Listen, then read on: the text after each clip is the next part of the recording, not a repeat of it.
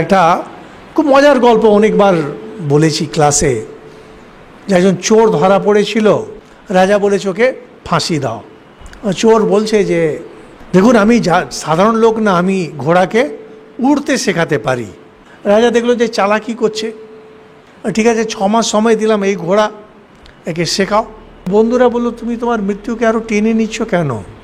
বলছি দেখো 6 মাস বিরাট লম্বা সময়, এই 6 মাসের মধ্যে রাজা মরে যেতে পারে, আমি মরে যেতে পারি স্বাভাবিকভাবে, আর কে জানে ঘোড়া হয়তো ওড়া শিখে যেতে পারে।